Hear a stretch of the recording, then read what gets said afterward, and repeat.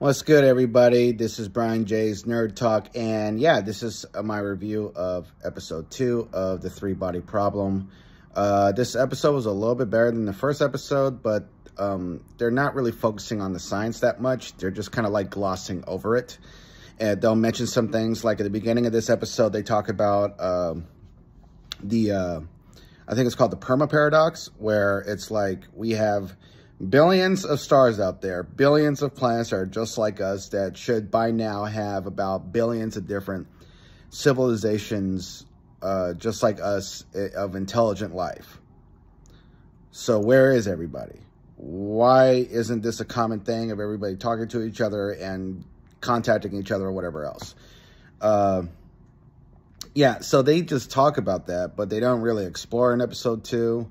Obviously, the Dark Force completely explores that in a really great way by answering that paradox to the point where that scientific paradox, that theory, is, they gave it the name of the book, The Dark Force, where it's like the reason that no one has contacted anybody or has sent each other messages, or that humanity 100% objectively knows that there's another civilization out there that's talking back and forth with us, is because nobody wants to send a signal to their location, because there's probably an alien species out there that's going to come and kill you, destroy our sun, and take our resources. That's just the two basic laws of civilization. Civilization needs to thrive and it needs to survive.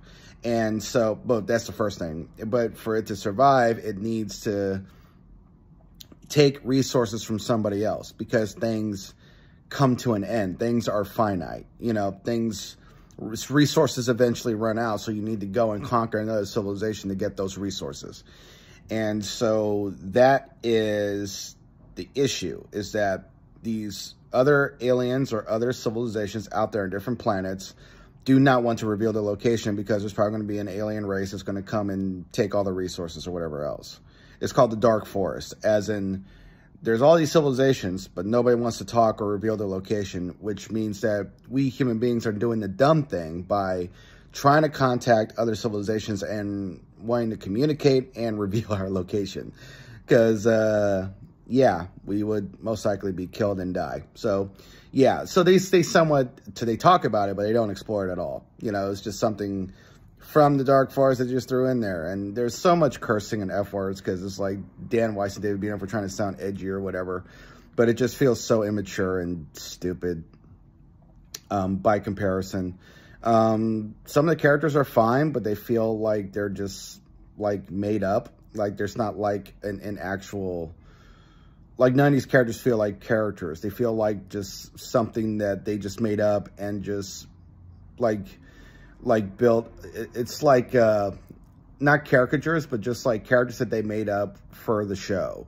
Like they don't really feel like they have much of a backstory, except that they're all friends with each other and they all went to Oxford together. Like there's nothing else. It's like, it's practically like typecasting, you know.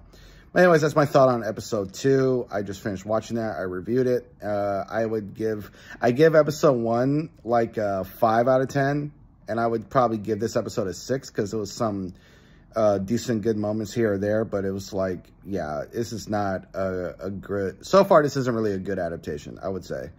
But yeah, I am done with the first 2 episodes. I am going to get some sleep, and then I'm going to watch the rest tomorrow.